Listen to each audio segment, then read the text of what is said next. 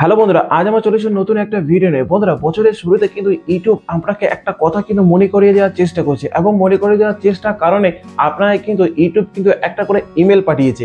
শুধু আপনাকে নয়, সমস্ত ইউটিউব কন্টেন্ট ক্রিয়েটারকে কিন্তু এই ইমেল পাঠানো হয়েছে।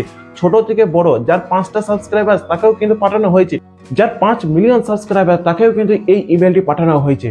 বন্ধুরা, আপনারা হয়তো ইমেলটা দেখে অনেকে কনফিউশন হয়ে গেছে যে ইউটিউব থেকে এই ইমেলটা কি জন্য পাঠানো হয়েছে।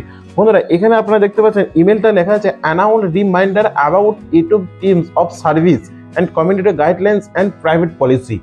বন্ধুরা, এই ইমেলটি ইউটিউব থেকে পাঠানো মূল কারণ হলো আপনাকে বছরের শুরুতেই ইউটিউব আপনাকে মনে করে দেওয়ার চেষ্টা করছে যে ইউটিউবের মধ্যে কিছু রুলস প্রাইভেট পলিসি কিন্তু রয়েছে, সেগুলো যদি আপনি ফলো না করেন তাহলে কিন্তু তারা আপনার ভিডিও ডিলিট করে দিতে পারে, কিংবা আপনার চ্যানেলটিকে চিরদিনের মতো কিন্তু ইউটিউব থেকে রিমুভ করে দিতে পারে। সেই নিয়মগুলি কিন্তু এখানে ওরা বছরের শুরুতে কিন্তু আপনাকে বলে দেওয়া হয়েছে। আর এটা শুধু যে একবারই আসে কিন্তু তা কিন্তু নয়, প্রতি বছরই বছরের শুরুতে এই ইমেলটা কিন্তু সমস্ত ইউটিউব কন্টেন্ট ক্রিয়েটারকে আসে। তো আপনি যদি একজন নতুন ইউটিউব কন্টেন্ট ক্রিয়েটার হন তাহলে কিন্তু অবশ্যই ইউটিউবের যে পলিসি রয়েছে সেটা সম্পর্কে আপনার ধারণা থাকাটা দরকার। আপনার যদি সেই সম্পর্কে যদি ইউটিউবের যে কমিউনিটি গাইডলাইন আছে তার সম্পর্কে যদি আপনার ধারণা না থাকে তাহলে কিন্তু ইউটিউবে আপনার চ্যানেলটি কোনো এক সময় কিন্তু রিমুভ হয়ে যেতে পারে এবং স্ট্রাইকও আসতে পারে।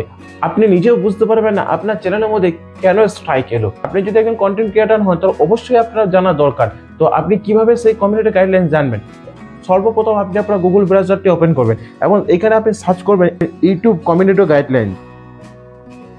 ইউটিউব কমিউনিটি গাইডলাইন যখন সার্চ করবেন সর্বপ্রথম যে ওয়েবসাইটটি আছে সেটাতে আপনি টাচ করবেন, এবং সেটাতে টাচ করার পর আপনি দেখতে পাবেন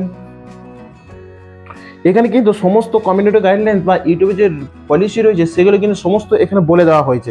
তো তার মধ্যে আমি আপনাকে কিছু বলে দিচ্ছি, যেমন এখানে আছে সেনসিটিভ কন্টেন্ট, ঠিক আছে, চাইল্ড সেফটি, ঠিক আছে, শিশুদেরকে নিয়ে যদি আপনি একটা ভিডিও বানান, ঠিক আছে, এমন কোনো সেনসিটিভ ভিডিও যেমন শিশুরা কোনো শরীরের মধ্যে কাপড় নেই সেই ভিডিও আপনি আপলোড করে দিলেন, ঠিক আছে, সেক্ষেত্রে আপনার চ্যানেলে কিন্তু স্ট্রাইক আসার সম্ভাবনা আছে, কিংবা আপনার চ্যানেলটি রিমুভ করে দেওয়ার সম্ভাবনা সেরকম আছে, কিংবা ইউটিউব ওই ভিডিওটা ডিলিট করে দেওয়ার মতো সেই ক্ষমতা ওদের আছে, ঠিক আছে।